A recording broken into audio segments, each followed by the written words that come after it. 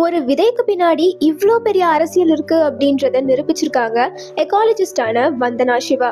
இவங்க யார், இவங்க என்ன பண்ணாங்க அப்படின்றத இந்த வீடியோல பார்த்து தெரிஞ்சுக்கோங்க. சிறுவயதுல ஹிமாலயாஸ்ல வளர்ந்த இவங்க இயற்கை மற்றும் விவசாயம் இது கூட நெருக்கமாவே வாழ்ந்து வராங்க. இவங்களுடைய அம்மா ஒரு விவசாயி மற்றும் அவங்களுடைய அப்பா ஃபாரஸ்ட் ஆஃபீஸரா இருந்திருக்காரு. பேச்சுலர்ஸ் டிகிரியை பிசிக்ஸ்ல இவங்க முடிச்சிருக்காங்க.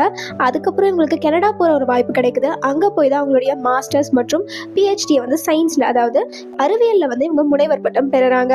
இவங்க 1982ல research foundation of science, technology and ecology அப்படின்ற ஒரு அமைப்பை தொடங்குறாங்க. இதன் மூலமா விவசாயம், சுற்றுச்சூழல் மற்றும் மக்களினுடைய பிரச்சனைகளுக்கும் உரிமைகளுக்கும் இவங்க பணியாற்றிட்டு வராங்க. அந்த வழியா உருவானதுதான் இவங்களுடைய நவதானியா அப்படின்ற ஒரு இயக்கம். நவதானியாவுடைய மெயின் கோல் என்ன அப்படின்னு பாத்தீங்கன்னா, பாரம்பரிய விதைகளை பாதுகாக்கிறது. அதே போல விவசாயிகளிடம் விதைகளை சேமிக்கவும் பகிரவும் ஊக்குவிக்குது. அது மட்டும் இல்லாம இயற்கை விவசாயத்திற்கும் உதவுது. இதனாலேயே இந்தியா முழுவதும் சொசைட்டி சீட் பேங்க் அப்படின்ற ஒண்ணு ஆரம்பிக்கப்பட்டுச்சு. அதாவது விதைகளுக்கான வங்கி.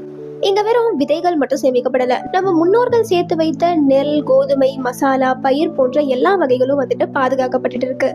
இந்த நெல் விதைகள் இந்த விஷயத்துல மட்டும் இல்லாம இன்னொரு விஷயத்திலயும் முக்கியமா இந்த நவதானியா ஃபோக்கஸ் பண்ணுது. அது என்னன்னு பாத்தீங்கன்னா, பெண்களினுடைய விவசாய அறிவு. எந்த விதையை கரெக்டா எடுக்கணும், அதை பயிரிடணும், சேமிக்கணும், உணவை பாதுகாக்கணும், இது எல்லாமே கிராமப்புற பெண்களிடம் தலைமுறையா இருந்திருக்கு. அதனால வந்தனா சிவாவுடைய இந்த இயக்கத்துல பெண்களுக்கு ஒரு முக்கிய பங்கு இருக்கு. இதுதான் அவங்க எக்கோ ஃபெமினிசம் அப்படின்ற ஒரு வகையில எடுத்துட்டு போறாங்க. அதே போல வந்தனா அவர்கள் விதை காப்புரிமை, நிறுவனங்கள்னால போடப்படும் அதிகாரங்களையும் கேள்வி எழுப்பியிருக்காங்க.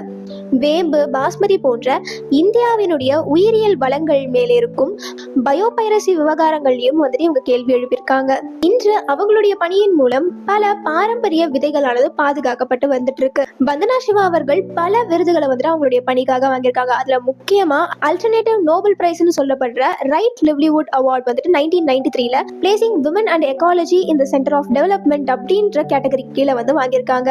இதனாலதான் இவங்களுடைய இந்த போராட்டமானது வெறும் விதையை பத்தின போராட்டம் மட்டும் இல்ல, பல தலைமுறைகளுக்கான போராட்டமா இருந்திருக்கு. இது விதை மற்றும் விவசாயத்திற்காக அவளின் குரல்.